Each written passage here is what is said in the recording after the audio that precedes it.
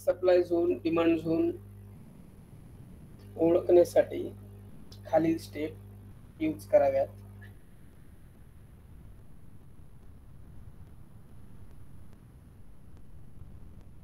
Okay. Number 1 आहे timely exit. Timely exit.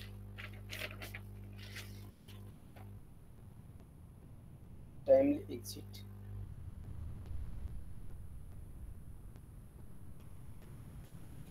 Underline करा.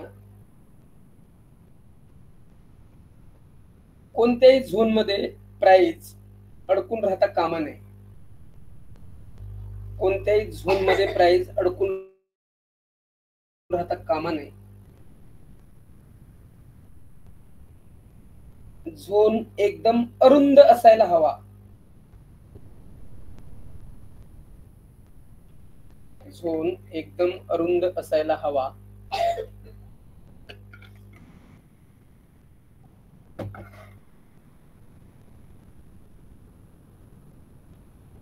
तर तो अधिक व्हॅल्युएबल असतो. तर तो अधिक व्हॅल्युएबल असतो.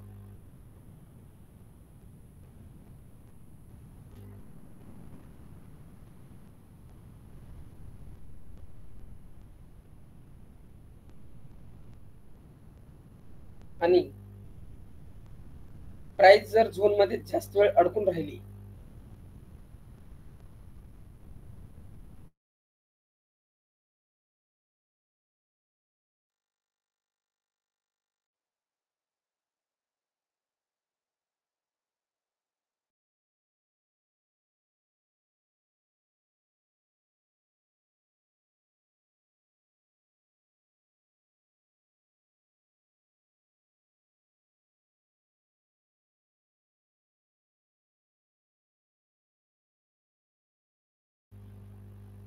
प्राइस झोन मध्ये जास्त वेळ अडकून राहिली तर झोन प्रभावीपणे काम करत नाही. किंवा दुसरं काय लिहिलं का? झोन काय लिहिलंय का? दुसरं स्टेटमेंट आहे का काही? नाही. It's okay. प्राइस जर झोन मध्ये जास्त वेळ अडकून राहिली तर झोन प्रभावीपणे काम करत नाही.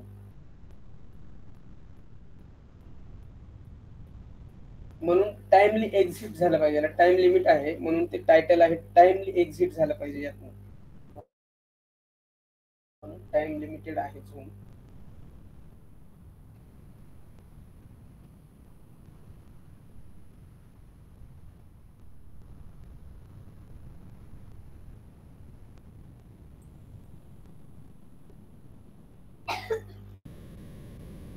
दुसरी एक कन्सेप्ट आहे ऑर्डर ऑब्जर्जन नावाची कन्सेप्ट आहे. 2 नंबरचा पॉइंट लिहायचे. ऑर्डर ऑब्जर्जन मराठीतनं लिहा.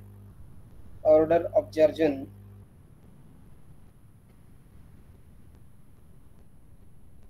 सर ऑर्डर म्हणजे ऑर्डर काय? Order order order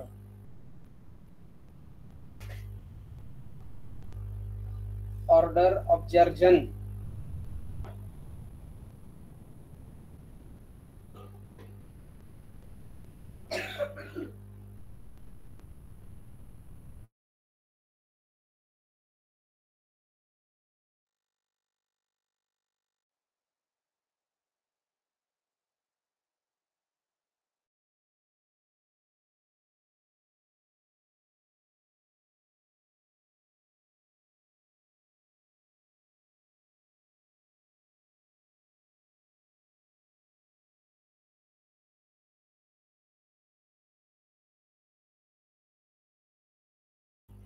order observation 2 नंबरचा पॉइंट आहे.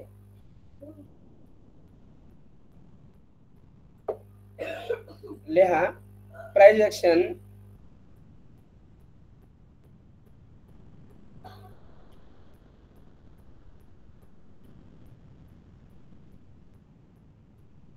डाउन ट्रेंड किंवा अप ट्रेंड. डाउन ट्रेंड किंवा अप ट्रेंड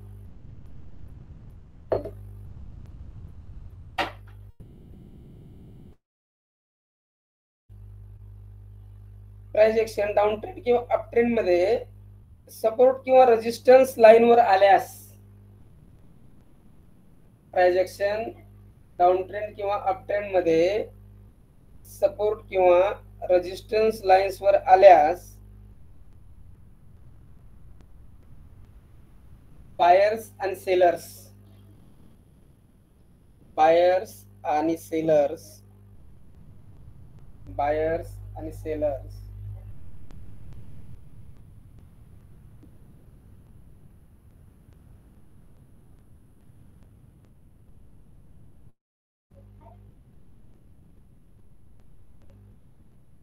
अगदी छोट्या क्वांटिटी नाही असंच लिहायचं डायरेक्ट. अगदी छोट्या क्वांटिटी नाही,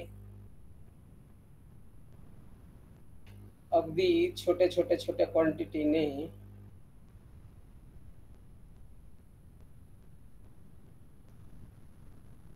बाय सेल करत असतात. बाय सेल करत असतात.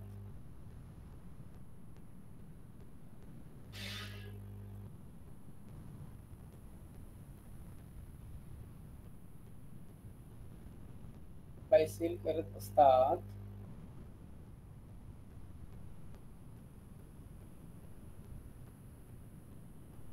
याला ऑर्डर ऑब्जर्जन असे म्हणतात. याला ऑर्डर ऑब्जर्जन असे म्हणतात. ओके, सांगेल मी चार्ट वर गेल्यावर याची कन्सेप्ट सांगेल मी. तिसरा पॉइंट आहे स्प्रिंग.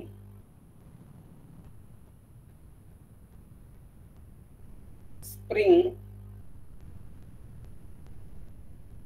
लिहा.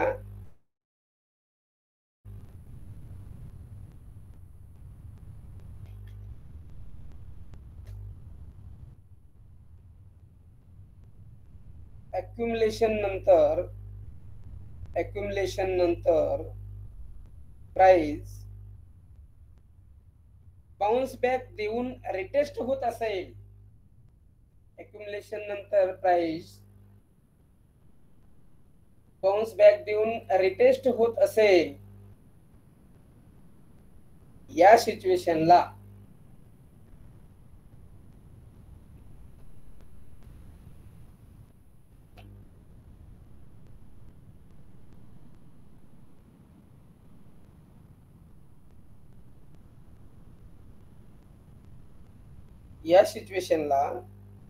स्प्रिंग म्हणतात. या सिच्युएशनला स्प्रिंग म्हणतात.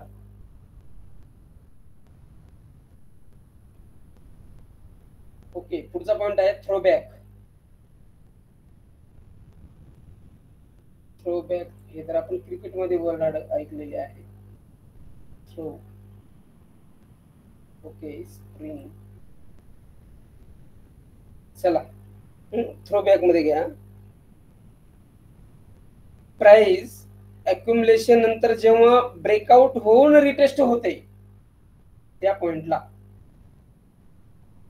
अक्युमुलेशन नंतर प्राइस ब्रेकआउट होऊन रिटेस्ट होते त्या पॉइंटला. सर रिपीट करा प्लीज. प्राइस अक्युमुलेशन नंतर ब्रेकआउट होऊन रिटेस्ट होते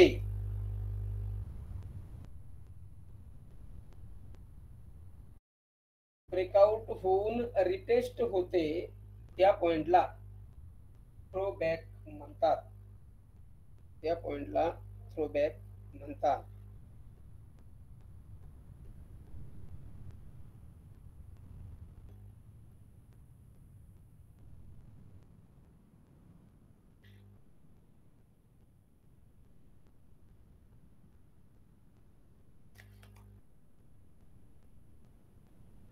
पुढे लिहा. वरील, आता खाली लिहा, पुढे म्हणजे कंटिन्यू करा किंवा पॅराग्राफ चेंज करा. वरील पॉइंट नुसार आपल्याला झोन ओळखता येतात. वरील पॉइंट नुसार आपल्याला झोन्स ओळखता येतात. ही थेरी आहे. ज्यावेळेस प्रॅक्टिकल वर तुम्ही इम्प्लिमेंट कराल त्याला वेळ लागेल. समजून सांगणं माझं काम आहे, प्रॅक्टिस करणं तुमचं नंतर काम आहे. प्रॅक्टिस मेक मॅन परफेक्ट असं काहीतरी म्हटलं जाते. त्या पद्धतीने आपल्याला ओके लिखाण काम संपलेलं आहे. शेअरिंग करेल मी आता ट्रेडिंग व्ह्यू प्लॅटफॉर्म. बरं मला एक सांगा, आपल्या मेंबर पैकी किती जणांकडं लॅपटॉप आणि सिस्टीम आहे, मोबाईल सोडून लॅपटॉप आणि वरचे काही व्हर्जन आहेत सांग. माझ्याकडे आहे सर. सर प्रमोद तुमचा Vishnu Nakhare sir okay Praveen Amit sir yes और 4-5 जणांकडेच शैली मॅडम ओके और बोलो भाई इतकेच का? ओके असू द्या चालेल ओके चलेगा.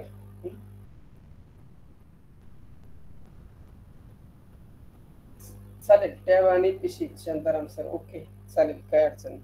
बघा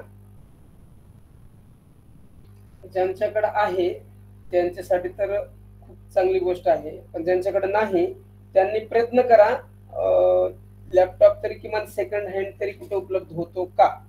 बरं का मी मुद्दा म्हणतोय बरं का, कारण नाहीच याच्यापेक्षा असणं बरं या उद्देशाने बोलतोय मी पॉझिटिव्हली एकदम. असं म्हणून की तुम्ही आम्हाला सेकंड हँड घ्या म्हणत अजिबात असा अर्थ नाही नका. हे नसण्यापेक्षा असणं बरं. काही दिवस सेकंड हँड मिळेल कुठं उपलब्ध असेल. तुम्हाला माहिती आहे आता इंजिनिअरिंग वगैरे केलेली मुलं वगैरे असतात त्यांच्याकडे असतो, किंवा IT फॉर्म मध्ये काम केलेली मंडळी वगैरे त्यांच्याकडे असते उपलब्ध असेल तर घ्या. का माहिती आहे का, जोपर्यंत आपल्याकडे आपलं स्वतःचं सिस्टीम असणार नाही तोपर्यंत आपण एकदम यामध्ये प्रॅक्टिस पॉवरफुली करणार नाही, यातले ही सत्यता आहे. मोबाईलवर तुम्ही बिलकुल म्हणजे करणार प्रयत्न करणार मान्य आहे, पण जे टूल्स यूज करायचे आहेत, ज्या कन्फर्मेशन घ्यायच्या आहेत त्या मोबाईलवर कमी पडतात. माझा स्वतःचा सुद्धा अनुभव आहे. माझाही प्रवास असाच आहे तुमच्यासारखा. पहिल्यांदा मोबाईल, नंतर लॅपटॉप घेतला, त्या अगोदर टॅब घेतला, त्यानंतर लॅपटॉप आणि त्यानंतर मग पीसी. आणि एक पीसी तर माझ्या थर्ड बॅचने गिफ्ट केलेला आहे तुमच्या समोर, तुम्हाला माहिती आहे. तर आता 2 पीसी मोठे मोठे झालेले आहेत. 32 नाही हो 32 का 35 किती इंच आहे किती, आणि दुसरा 28 32 आणि 28 असे आहे. त्यामुळे सिस्टीम पॉवरफुली आहे. परत लॅपटॉप आहे, टॅब आहे आणि मोबाईल, हे इतके सगळे. हे याचं सुद्धा एक स्ट्रॅटजी आहे, सांगेल मी नंतर शेवटच्या क्षणी. ही स्ट्रॅटजी कशी यूज करायची. मला सुद्धा हे कमी पडतं, याच्यापेक्षा आणखी पाहिजे. पण पण पण बऱ्याच गोष्टी ह्या प्रत्येक पणच्या पाठीमागं बऱ्याच सिक्रेट लपलंय, कळलं असेल बऱ्याच जणांना. अशा पण गोष्टी आहेत. त्यामुळे अगोदर एक तरी घ्या आणि त्यानंतर घेतल्यानंतर मग आपण त्यावर स्टडी करू. मला इंडिव्हिज्युअली विचारलात आता माझ्याकडे लॅपटॉप आहे, आता मी काय करू, तरी मी सांगेल मला मेसेज करून ठेवायचा. मी तरी फोन करू असं नका मेसेज करू. तुम्हाला वेळ मिळाल्यावर फोन करा, मी बिलकुल फोन करतो कुणाला पण. माझं वैशिष्ट्य ते आहे. पण तुम्ही डायरेक्ट फोन केलात मी नाही उचलू शकत, कधी कामात असेल, माझ्या शेड्यूल मध्ये असेल, स्टडी मध्ये असेल. पण हे पण तुम्हाला आता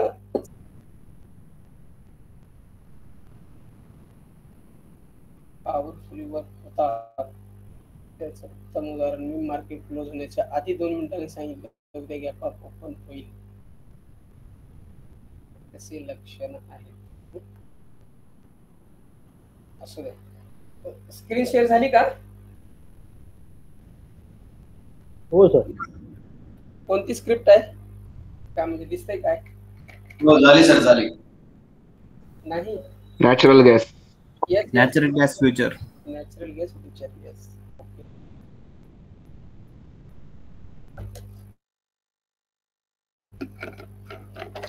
सप्लाय झोन आणि डिमांड झोन बघायचा आहे आपल्याला.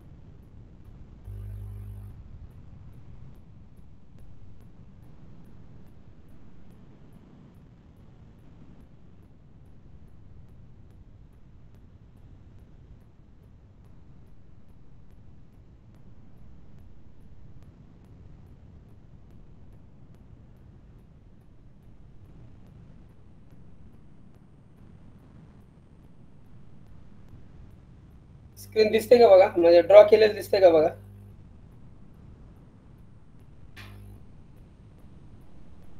आपण आजपर्यंत रेजिस्टन्स आणि सपोर्ट बघत होतो, तो फक्त एका लाईनचा होता.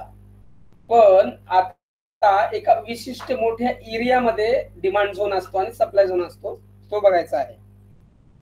तर तो विशिष्ट एरिया असा ड्रॉ करायचा आहे आपल्याला. बघा, इथून आपण घेतला तर या पद्धतीनं हे अक्युमुलेशन झालेलं आहे. अक्युमुलेशनचा अर्थ मी तुम्हाला सांगितलं की छोट्या छोट्या छोट्या क्वांटिटीने बाइंग करणे, सपोर्ट म्हणजे त्याला अक्युमुलेशन म्हणतात. आणि तो डिमांड झोन असतो, तो या पद्धतीनं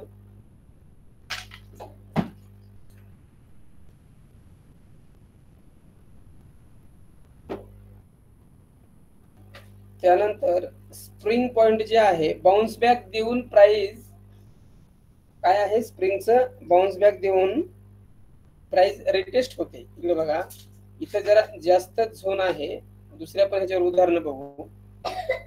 स्प्रिंग पॉइंट हा आहे या ठिकाणी, या ठिकाणी स्प्रिंग पॉइंट हा आहे. बाउन्स बॅक दिलेली प्राइस न फसवतंय, डाऊन साईडला जात आहे म्हणून आणि वरती निघून जात आहे, म्हणून हा पॉइंट स्प्रिंगचा आहे. त्याच्यानंतर ज्यावेळी अक्युमुलेशन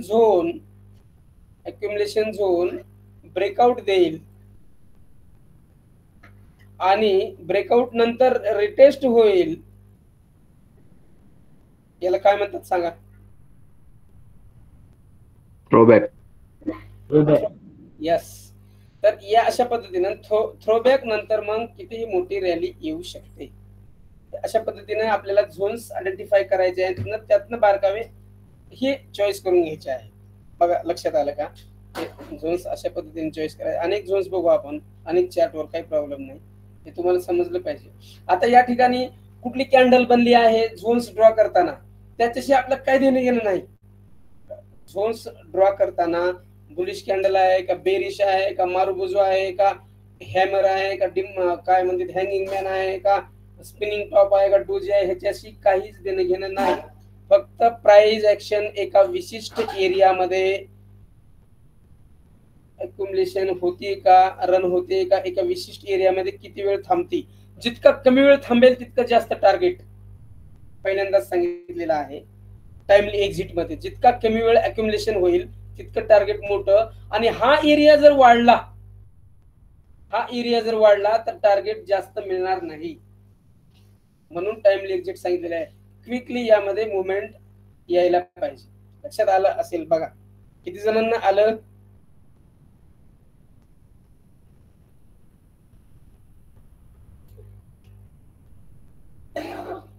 इट्स ओके. या पद्धतीनं. आणि यातला दुसरा जो पॉइंट आहे, ऑर्डर ऑफ जर्जन जे मी म्हटलं, तर त्यावर सुद्धा इथे बोलेल मी आणखी. डाऊन ट्रेंड नंतर बघा, अप ट्रेंड किंवा डाऊन ट्रेंड म्हटलंय मी त्या तुम्हाला लिहून दिलेल्या नोट्स मध्ये. डाऊन ट्रेंड नंतर हा इकडचा डाऊन ट्रेंड आलेला आहे, प्राइस सपोर्ट वर असताना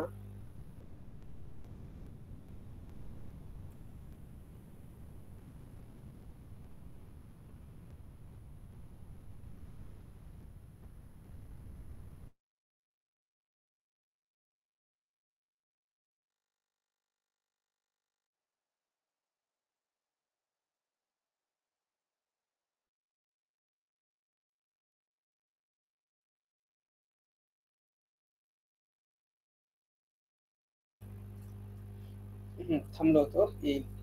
down trend price action support वर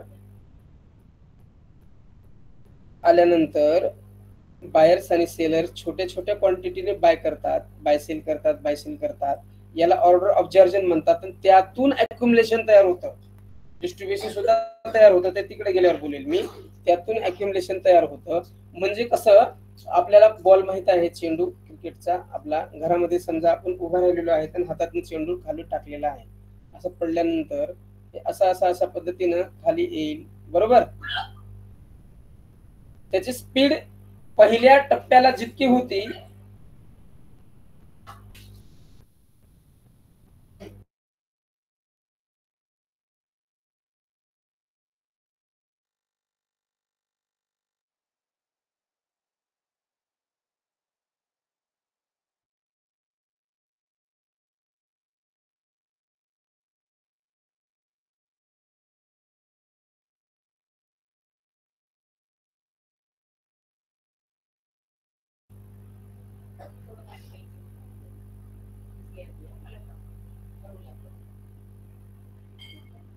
बघा, एकदा आपल्या हातातून बॉल सुटल्यानंतर त्याची पहिल्या टप्प्याला जी स्पीड असते त्यापेक्षा कमी कमी कमी कमी स्पीड शेवटच्या टप्प्यापर्यंत होते आणि ज्या पद्धतीने बॉल घरंगळत जमिनीवर येतो त्या पद्धतीने ऑर्डर ऑफ जर्जनचं कन्सेप्ट मी तुम्हाला सांगता येईल. त्या पद्धतीने ऑर्डर ऑफ जर्जनचं कन्सेप्ट असतं, म्हणजे बायसेल या पद्धतीने होतं. मग तिथून तिची कंडिशन आहे, या ठिकाणी जर स्प्रिंग येतो बरं का, स्प्रिंग म्हणजे असं खाली फसवलं जातं सेलर्सला की आम्ही डाऊन साईडला चालले आणि रिटेस्टिव्ह स्पाइक मारून वर निघून प्राइस घेऊन गेले जाते. अशा पद्धतीनं हे अक्युमुलेशनचं कन्सेप्ट देता येईल. बघा, लक्षात येते का? याला ऑर्डर ऑफ जर्जन म्हणतात, छोट्या छोट्या क्वांटिटीनं बाईंग करणं. कळलं? येस.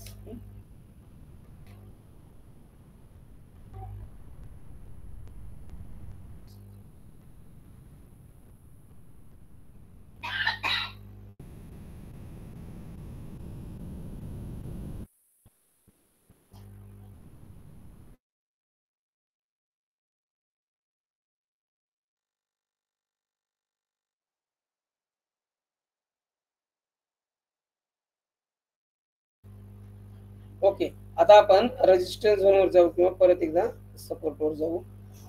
जो भेटत तो कुठल्याही चार्टवर, असं काही नाही की नॅचरल गॅस आला माझ्या समोर म्हणून त्यामुळे मी घेतला तो.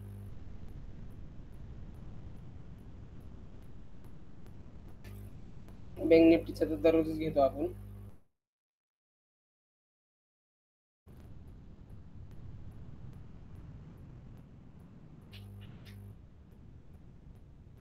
बघा, आता हे काय असेल सांगा.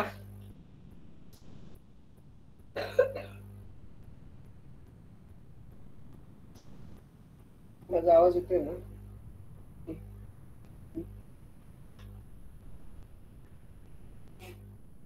Supply zone. हा, सप्लाय झोन आहे आणि या पद्धतीने काय डिस्ट्रीब्युशन झालंय. हा,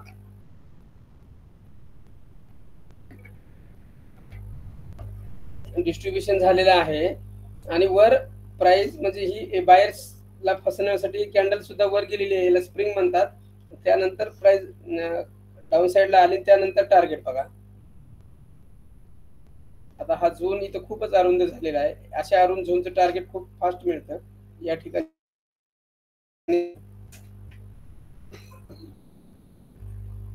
परत दुसरा बघू आपण.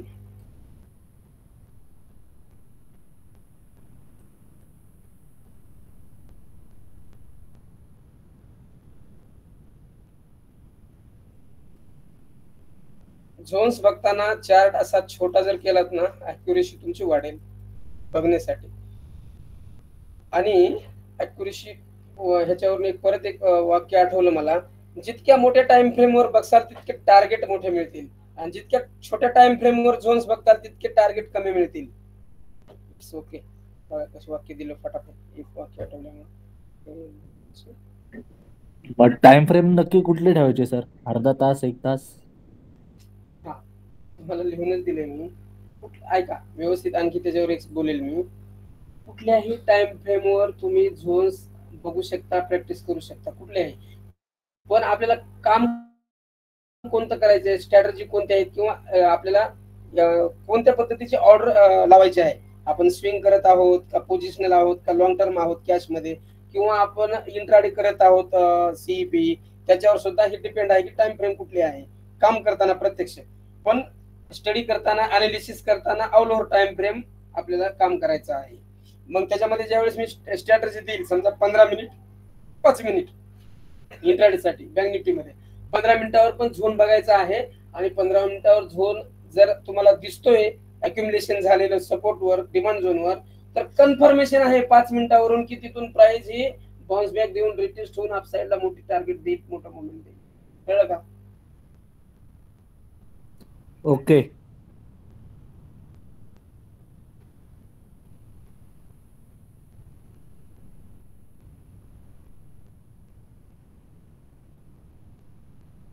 छोटा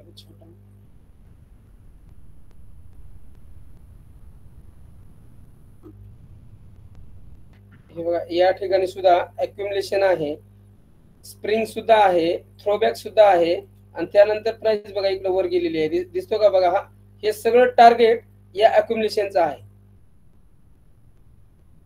त्याला बिग केल्यानंतर खूप मोठा चार्ट दिसेल तुम्हाला, लक्षात येते का?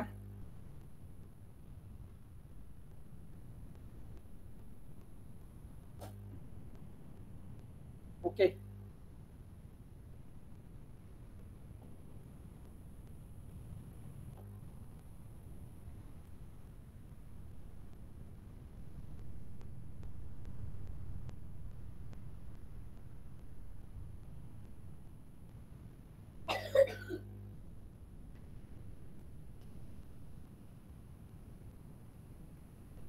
इसको खोडेंगे आपण, खोडल्यावर परत एकदा ड्रॉ करेल मी, परत तुमच्या लक्षात येईल.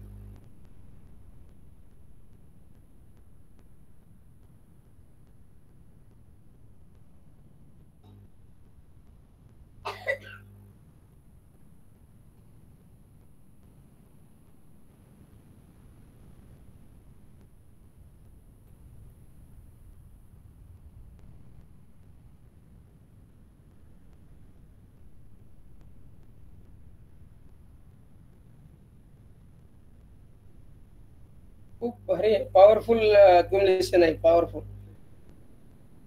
स्प्रिंग पॉइंट बघा कसं भारी आहे.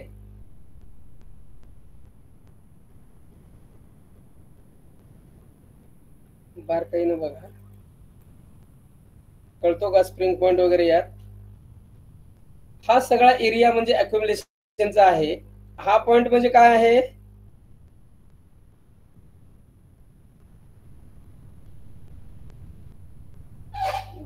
बोलल्यावर आपली गाडी रन होते.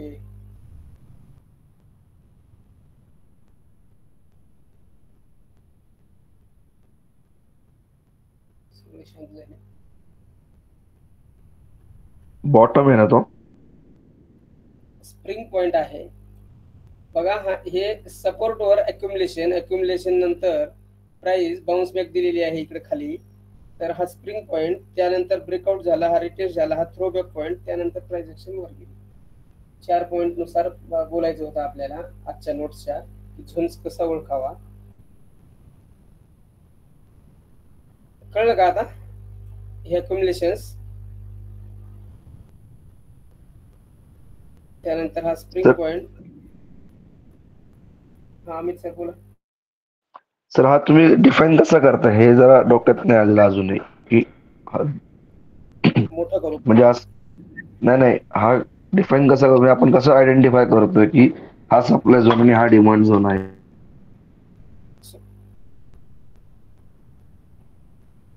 मी याला सप्लाय झोन म्हणलो का? नाही मी विचारतोय की सप्लाय झोन किंवा डिमांड झोन किंवा हे असं तुम्ही स्क्वेअर जो आखताय तो कुठल्या याने हे करताय, असं म्हणजे कसा ओळखायचा तो, इथे चौकोन आखून आपल्याला हे करायचं. हा हा हा, ओके सर, खूप छान प्रश्न विचारला, एकदम भारी. हा हे बघा, डिमांड झोन ओळखत असताना अगोदर चार्टचा सपोर्ट बघायचा आहे आपल्याला. डिमांड झोन ओळखत असताना चार्टचा सपोर्ट एरिया शोधायचा आहे. सपोर्ट एरियावर ज्या ठिकाणी प्राइस जास्तीत जास्त वेळ खेळती आहे, छोट्या छोट्या कॅन्डल बनत आहेत, हे बघा हा सपोर्ट एरिया आहे ना. चार्ट कपळतोय आज, हे बघा हा इकडून सपोर्ट डाऊन ट्रेंड आहे इकडून आलेला, आणि हा सपोर्ट एरिया आहे, लक्षात आलं ना? हो सर. हा, मग सपोर्ट एरियावर किंवा बॉटम एरियावर ज्यावेळी प्राइस ऍक्शन छोट्या छोट्या क्वांटिटीने ट्रेड करते, त्यावेळेस आपल्याला समजायचं की इथं डिमांड झोन तयार होतो आहे. या ठिकाणाहून प्राइस अप साइडला मोठ्या प्रमाणावर जाऊ शकते किंवा अप ट्रेंड कंटिन्यू होऊ शकतो. इथून पुढे प्राइसचं डाऊन ट्रेंडचं रूपांतर अप ट्रेंड मध्ये होऊ शकतं. म्हणून ही अक्युमुलेशन होत असतं, आणि इथं ही बड्या प्लेयर मंडळी छोट्या छोट्या क्वांटिटीनं बाय करत असतात, कारण त्यांना मार्केट वर घेऊन जायचं असतं.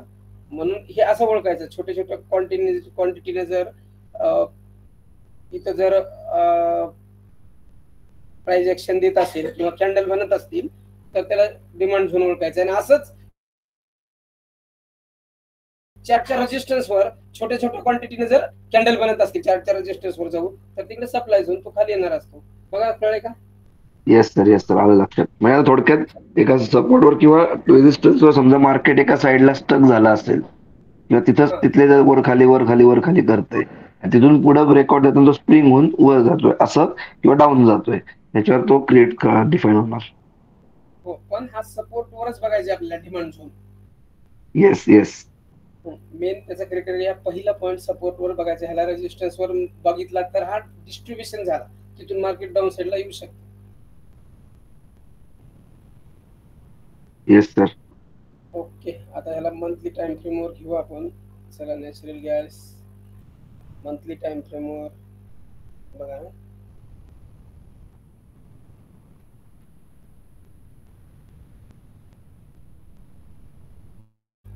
इथं 2-3 आहेत.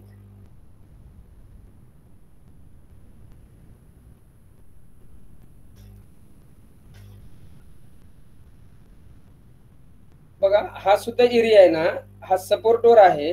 आणि बघा सपोर्टवर आहे ना box area, time frame month आहे, छोटे छोटे कॅन्डल बनल्या, याला अक्युमुलेशन होते सपोर्टवर आणि स्प्रिंग थोडाच देण्याचा प्रयत्न केला परंतु ब्रेकआउट दिला. एका महिन्याला एक कॅन्डल बनते मंथची. परत हे आलं खाली, ह्याला भाग वेगळा, परत इथं सुद्धा होऊ शकते, इथून वरती गेला.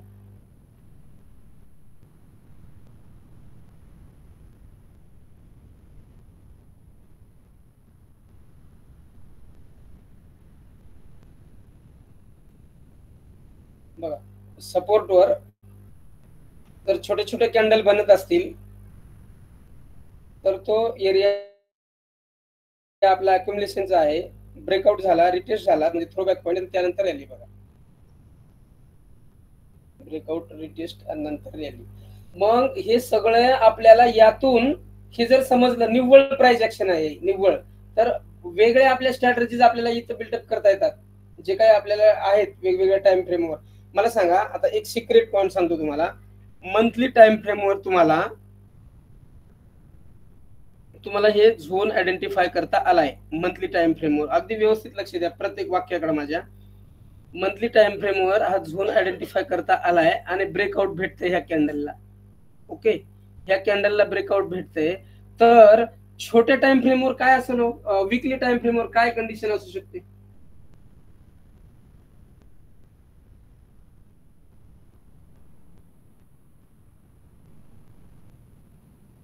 स्प्रिंग झाला असेल तर वर जास्त चालला असेल, जास्त आणखी वर जात असलेला दिसेल आपल्याला, बरोबर. आणि त्याच्यापेक्षा डे टाइम फ्रेमवर तर डेच्या तर ही एका महिन्याला एक कॅन्डल आहे, डेच्या 21 किंवा 22 ट्रेडिंग डे असतात एका महिन्यात. 21 कॅन्डल तुम्हाला ग्रीनच दिसतील, त्यात 1-2 रेड दिसतील, पण मोठा अप ट्रेंड झालेला दिसेल तुम्हाला.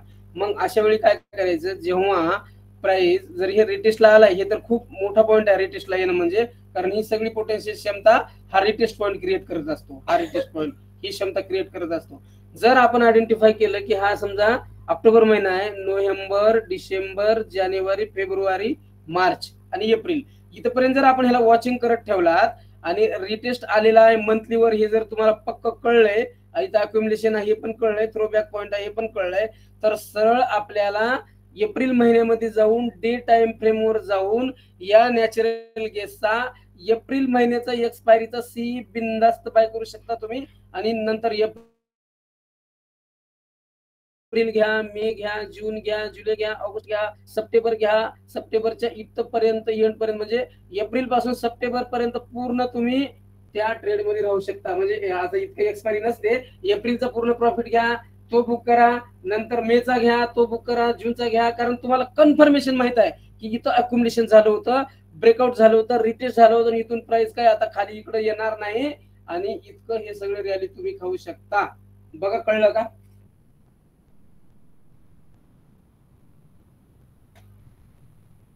इसको बोलते हैं चार्ट टेक्निकल एनालिसिस. अशा पद्धतीनं हे आहे. जे बांधव जुने आहेत त्यांनी एकदा स्वतःच्या चिमटा घेऊन बघा. चिमटा असं कुठं आपण कधी शिकलो होतं का 5-10 वर्षात? अशा पद्धतीनं हे एक्युमुलेशन देता येईल.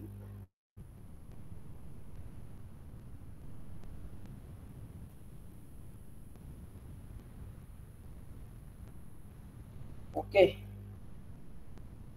बघा आणखी कुठल्या चार्टवर जाऊया का? चला गिफ्ट निफ्टी.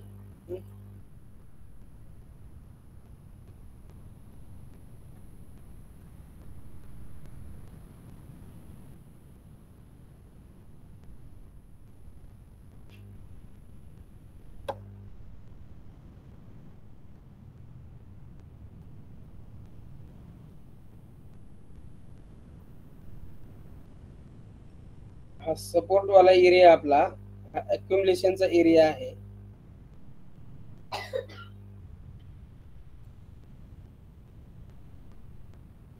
इथून अक्युमुलेशन कंप्लीट झाल्यानंतर मंथ टाइम फ्रेमवर ज्यावेळेस ब्रेक झाला,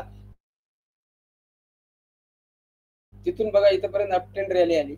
इथं जरी एंट्री घेतली असती मगाशी बोलल्याप्रमाणे फेब्रुवारी मंथ मध्ये, तिथून पुढे इतका सगळे महिने आपण अप ट्रेंड मध्ये कंटिन्यू राहू शकलो असतो आणि इतक्या महिन्याचा प्रॉफिट आपल्याला घेता आला असता. फ्युचर बाईंग करायची ही सिस्टीम आहे.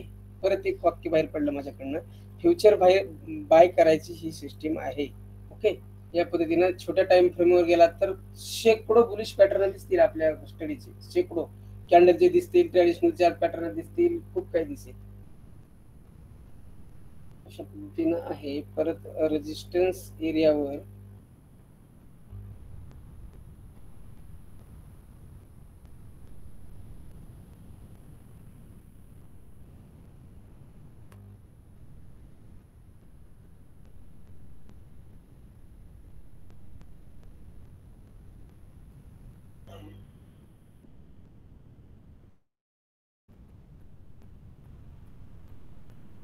पर्यंतचा भाग भरा.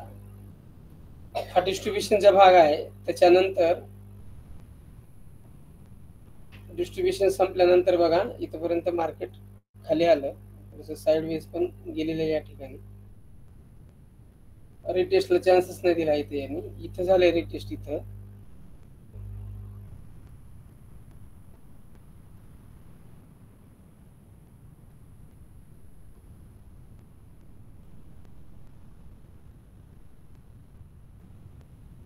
वेगवेगळ्या स्टॉकवर तुम्ही ते बघू शकता. इथे सुद्धा आहे डिस्ट्रीब्युशन आहे. त्यानंतर बघा काही आली 75 मिनिटावर बघू आपण.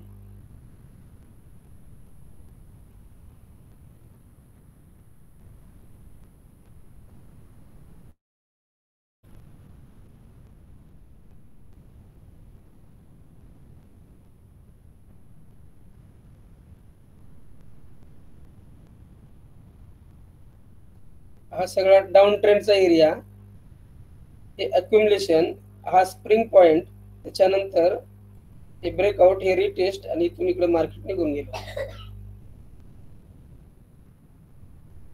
बघा कळलं का? हा डाऊन ट्रेंड, त्यानंतर हा सप्लाय झोन आपला, हा demand zone, support bottom, accumulation झालंय, स्प्रिंग पॉइंट तयार झाला, त्यानंतर ब्रेकआउट झाला, रिटेस्ट झाला, अप साइडला अप ट्रेंड साठी निघून गेला.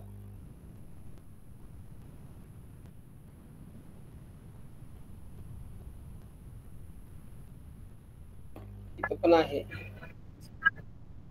सर प्राइस किती वेळा रिटेस्ट होते? रिटेस्ट किती वेळा होऊ शकते सर? रिटेस्ट प्रत्येक रिटेस्ट पॉइंटला आपण एंट्री घेऊ शकतो. ओके, कारण आता इथे दोनदा प्राइस रिटेस्ट झाली होती. मग त्यावेळेस मग आपण कसं ट्रेड मधनं वाचायचं? कारण पहिला रिटेस्ट झालं की आपण काय करणार, एक कन्फर्मेशन आपल्याला मिळणार. म्हणजे अक्युमुलेशन झालं, अक्युमुलेशन जाऊन ब्रेकआउट जाऊन परत पहिला रिटेस्ट आला, रिटेस्ट नंतर मग टार्गेट आपल्याला मिळते. पण आता ह्याच्यामध्ये जर बघितलं दुसरा पॉइंट, पहिला रिटेस्ट झाला, परत त्याच्यानंतर दुसऱ्यांदा परत रिटेस्ट झाला आणि मग त्याच्यानंतर टार्गेट आपल्याला मिळतं. मग आपण इथं कसं सेफली खेळू शकणार किंवा सेफली कसं आपण पाहू शकतो? सेफली पाहण्यासाठी आहे ना, आता इथं काय करायला लागेल, छोटे छोटे प्रॉफिट आपल्याला बुक करावे लागतील. कारण इथं प्राइसची जी मुवमेंट आहे त्या पद्धतीने झालेली आहे. मार्केट कधी सडनली अपसाइडला जात नाही. किंवा सडनली डाऊन साईडला येत नाही, डाव थिअरीनुसार वर्क होतं. त्यामुळे आपल्याला जे प्रिव्हियस स्विंग हाय आहेत ते टार्गेट बुक करत पुढे जायचं आपल्याला. इथं जर आपण ब्रेकआउट झाला इथं आणि हा रिटेस्ट पॉईंट आहे, या रिटेस्ट पॉईंट वरून एंट्री घेतली तर आपल्याला हा स्विंग हाय पकडायचा आहे. प्रिव्हियस स्विंग हाय पहिले टार्गेट, इथून एंट्री घेतली ना आपल्याला पहिलं टार्गेट माइंड मध्ये ठेवायचं आहे. इथपर्यंत हा. पहिलं टार्गेट आपल्याला ठेवायचं आहे बुक करून. त्यानंतर परत रिटेस्टला येऊ द्या, इथून एंट्री घेतली तर परत पहिले टार्गेट आपलं हे माइंड मध्ये पक्क ठेवायचं आपल्याला. प्रिव्हियस स्विंग हा पहिलं टार्गेट असू शकतो. तो ब्रेक केल्यानंतर मग सेकंड प्रिव्हियस स्विंग इकडचा आलेला असलेला जर हे इकडे कुठं असेल तर हा प्रिव्हियस सेकंड टार्गेट आपला असणार आहे. कळलं का? ओके, म्हणजे पहिला रिटेस्ट झाल्यानंतर सेकंडला जेव्हा रिटेस्ट येईल तो प्रिव्हियस स्विंग हाय आपला टार्गेट ठेवून मग आपण पुढे जाऊ शकतो. Yes yes sir, yes. Okay sir, thank you. हा क्रिटेरिया आहे तो जर फॉलो केला ना तर आपण प्रत्येक एंट्रीला प्रॉफिट घेऊन बाजूला होऊ शकतो आणि त्या पद्धतीने स्विंगचं टार्गेट घेतलं ना रॅली मिळू शकते. टाइम फ्रेम नुसार स्विंग हे वेगवेगळे बनू शकतात.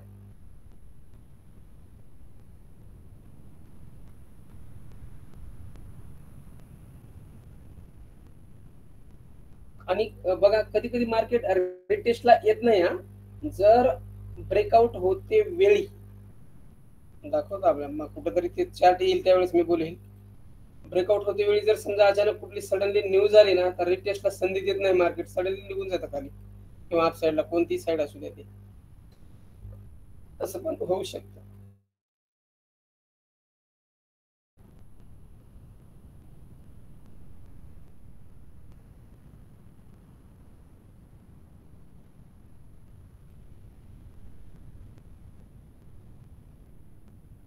आता या ठिकाणी बघा हा कोणता एरिया आहे?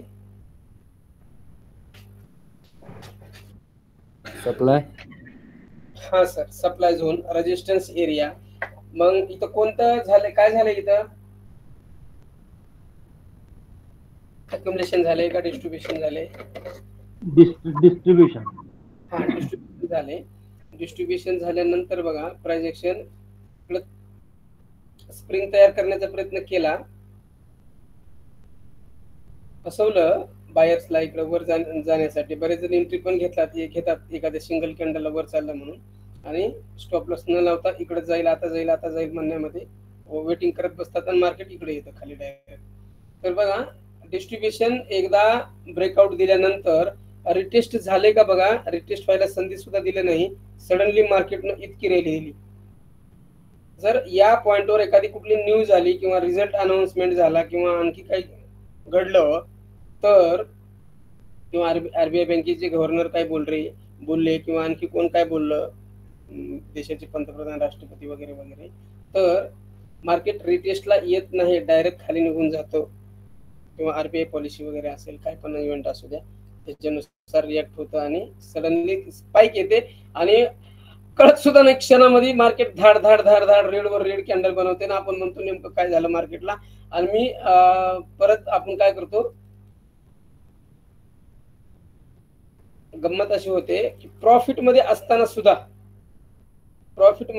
सुद्धा इथे तुम्ही हे आपलं कुठे गेला टूल्स, इथे एंट्री केलेली असते, बिलकुल इथे एंट्री घेऊन इथपर्यंत आपण प्रॉफिट घेतो आपल्याकडं आणि ह्या 1-2 कॅन्डलला आपण घाबरण्यासाठी कॅन्डल असतात. ह्या 1-2 कॅन्डलला आपण घाबरतो, ग्रीन कॅन्डल तयार व्हायल्यात आणि आता किती वर निघून जातो की म्हणून पटकन एक्झिट घेतो. आणि आपण जसेही एक्झिट घेतले किंवा स्टॉपला जरी लावला इकडं आपला स्टॉपला पटकन हंट करता येते, पटकन टिकली मारल्यासारखं, आणि इथून जे निघतं खाली ते सडनली किती बी कमी वेळात मग आपण ही कॅन्डल बघत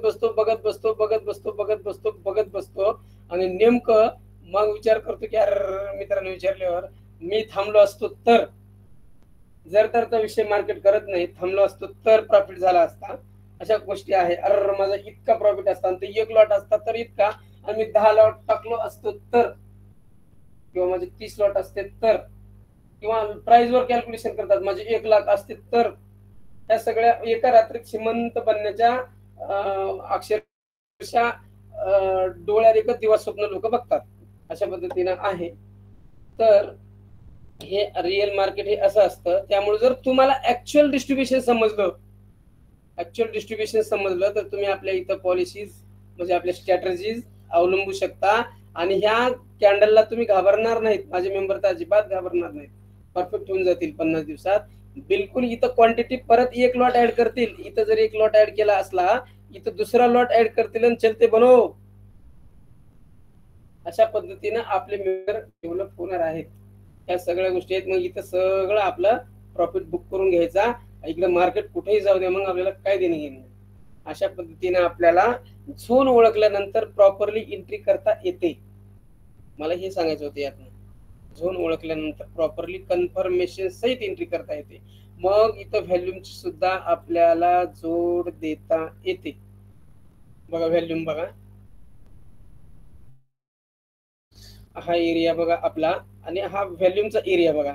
बघा व्हॅल्यूम इन्क्रीजेबल आहे, इन्क्रीजेबल व्हॅल्यूम आहे, कळते का? अशा पद्धतीनं बरेचसे कन्फर्मेशन्स आहेत, लागू पडतात. ओके, तर अशा पद्धतीनं सप्लाय झोन डिमांड झोन आपण आज तुम्हाला देण्याचा प्रयत्न केला. ज्यांना कसा वाटला त्यांनी मांडा, किंवा समजलं नाही तर ते पण सांगा, समजलं असेल तर ते पण सांगा. अतिशय पॉवरफुल पॉइंट काय वाटला ते पण सांगा, किंवा आजपर्यंत हे झोन माहितच नव्हते ते पण सांगा, किंवा हे सगळंच माहित होतं ते पण सांगा.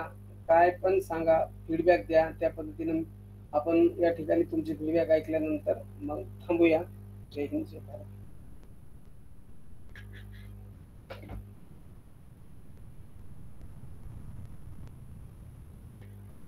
यातले फक्त काही शब्दच फक्त माहिती होते, बाकी काय माहित नव्हतं. आज ते व्यवस्थित कळलं. फक्त यात एक असं एक विचारायचं होतं की ह्यात मग आता लोक म्हणतात ऑपरेटर गेम केली, ऑपरेटर गेम केली, ह्याचा काय मॅटर करतो का इथे? असं काय असतो का? काहीच नसतं सर, अंधश्रद्धा ही काहीच नाही, काहीच नाही. कोणच मार्केट चालवत नाही, कोणच. नोट्स पाठवा सर्वांनी, YouTube छेड लोकांनी PDF करून. ऑपरेटर वगैरे किंवा काय नसतं. एनएससी मधल्या ऑफिशियल लोकांना सुद्धा माहित नसतं की मार्केट कुठे जाणार आहे, काय होणार आहे, पण ते आपल्याला कळतं. ही अशी शंका होती, पण आता जे तुम्ही म्हणले की आपण इथे थांबलो असतो तर मग माझे 1 लाख असते तर एवढे लॉट, तेव्हा मला एकदम ते क्लिक झालं की अरे यार असं काहीच नसतं. म्हणजे हे सर सांगतात हा हा स्टडी असतो तर हे परफेक्ट आपण हे घेतलं असतं प्रॉफिट. हा तिथं ते कसं असतं बघा, मार्केट शिकण्याचे ह्या स्टेप आहेत सर मार्केट शिकण्याच्या. तुम्ही मोठं टार्गेट अचीव्ह करू शकता या स्टेपनं.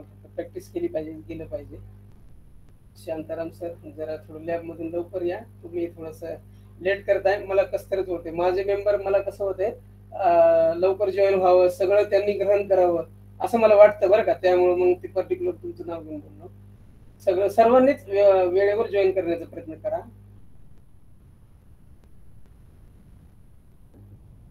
ओके,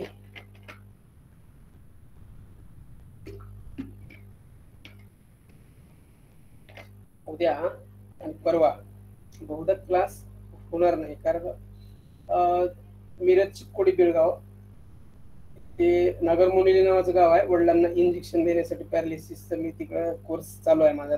आता दुसरी टाइम आहे जाण्याची. उद्या जाण्याचं प्लॅनिंग आहे. निघालो तर उद्या परवा होणार नाही, मी परवा नाईटला प्रवासात, त्यामुळं क्लास होणार नाही. अपडेट देईल, सोमवारी भेटू. जर जायचं कॅन्सल झालं समजा, पुढे ढकललं तर होईल class. Okay, yes sir, no problem. काळजी घ्या वडिलांची, ते महत्वाचं आहे.